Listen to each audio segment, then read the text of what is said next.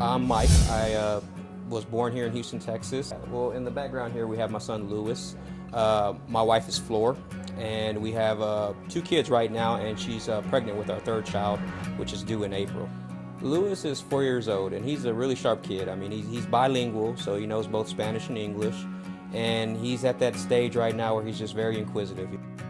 When I had Lewis, I was 32, so I mean, it was very important to me. I knew I wanted to have kids. I mean, the things that kind of ran through my mind were to provide. So I wanted to make sure that he would be in an environment where, he would, have the opportunities to have a better education, and opportunities that I didn't have as a kid growing up. But when we first found out Lewis had cancer, it was because he had swelling in his abdomen. Me being kind of a traditional man, I was like, oh, he's just constipated. After probably about 3 to 4 days, we finally took him to the pediatrician. And when we took him there, the pediatrician told us to, hurry and take him to the emergency room. I stayed there all night long, and that's when we were, told that they believed he had lymphoma at the time. When you get told that your child has cancer, I mean, it really is, it's a slap of reality, really. I mean, it kind of knocks you off your feet. The first things you kind of think of are like, why, what did we do wrong? How did this happen to us? So it was just kind of a shock.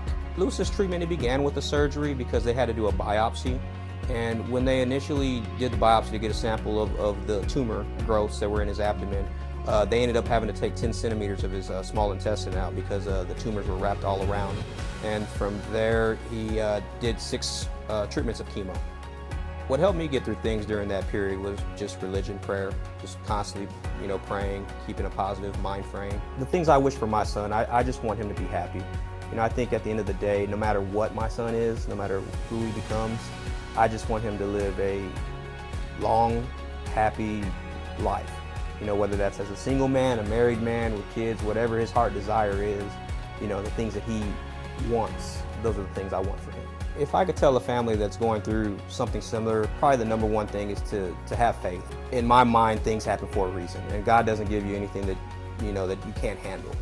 So I think it's very important to keep hope, faith strong, just knowing that there's good people out there in the world. Your family's one, of course, that's a strong unit, but then you got so many organizations and other people that are really out there that do good work out there, and they're here to help.